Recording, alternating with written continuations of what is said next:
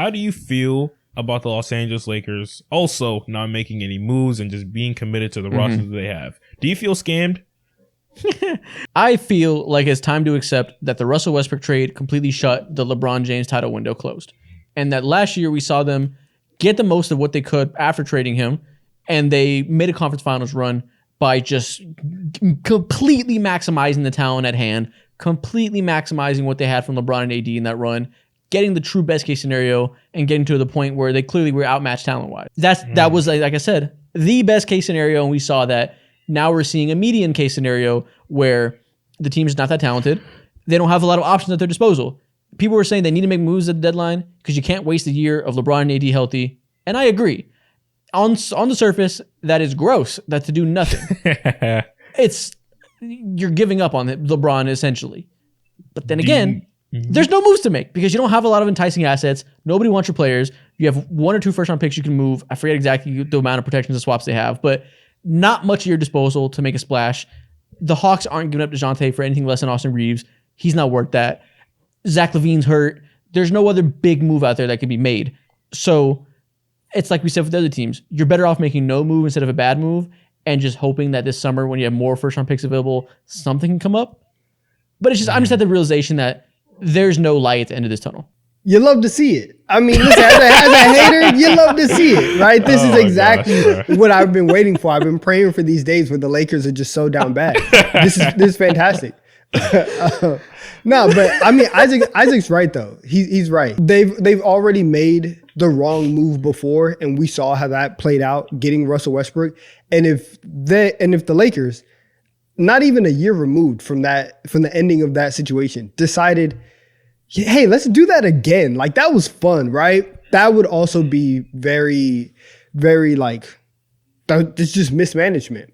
Now you go into this offseason, and I think that the fact that LeBron has his player option, you need to be as flexible as possible so that you can withstand any outcome. If LeBron decides to stay, hey, cool. We have some assets right now. We have another year that just opened up. We have more draft picks to trade this offseason to go help you out. If LeBron says, you know what?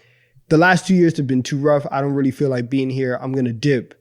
Okay, cool. Now we still have our draft picks moving forward. I think they're in obviously not in a good position because they suck, but like long-term planning and being able to be as flexible as you can, given the circumstances, they're in a decent spot. And they're in an okay where they can kind of control their future.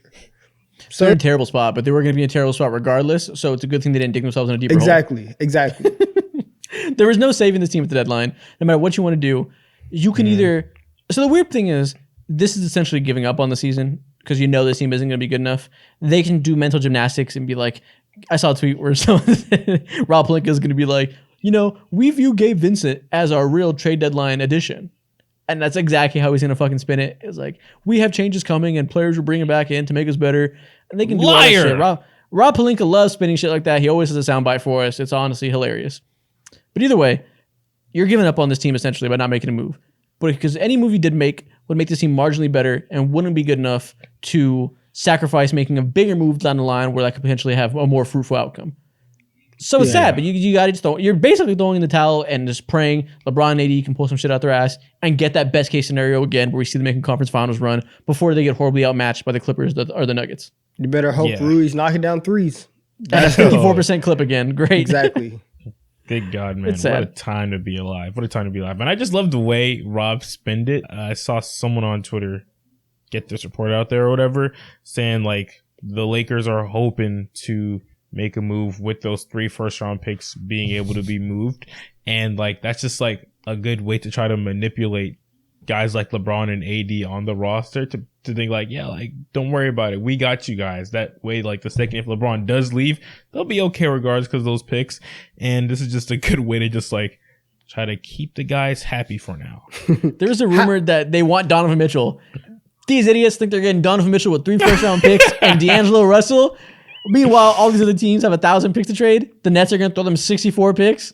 They're just moronic, bro. It's just like living outside of reality. And to me, that sounds like an excuse to say that, but really, like Donovan said, you're planning for a post-LeBron future. You're seeing the writing on the wall, and you're not going all in because we don't know what his temperature is going to be this offseason. So you can say, I'm waiting for the next star, when really, I'm waiting to see what LeBron does. How ironic, because the entire offseason, after you sign Rui, after you sign D'Lo, the talk always was, we signed these guys to trade them. And they have the most tradable contracts in the league. Everybody, from the moment D'Lo got signed, that was the only thing anybody has said. And then they just weren't moved. And so I think we made that assumption that that's why they got signed. But everything Rob Pelinka said and preached was continuity and wanting to run back that group and believing in them. So listen, that's what he said last year, right? That when he tried to run it back with Russ, and then you saw what happened at the deadline when the team was in the play-in or out of the play-in, and the team sucked. And now we're in the same situation where, you want to preach continuity in the offseason. Everybody in the offseason has hope, right? On July 1st or after the draft, everybody's very hopeful for what the new season can bring.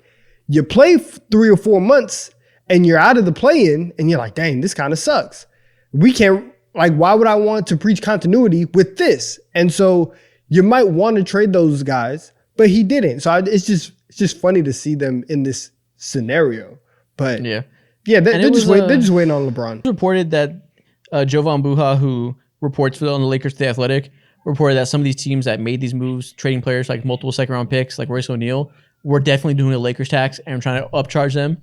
As we've seen throughout the course of history, nobody wants to deal with Lakers. Nobody wants to make them better. That's probably real. But, I mean, even if they could have got Royce O'Neal for 2 second-round picks, whatever. Not going to change the world. You're not going to make this team a contender. So they probably suffered on that end. But either way, those marginal moves would have been cool for optics. It would have kept Lakers fans with some kind of satiating move to make them not lose their minds. Wouldn't have made a big difference in the long run. Cooked product, man, from head to toe. Sad to see.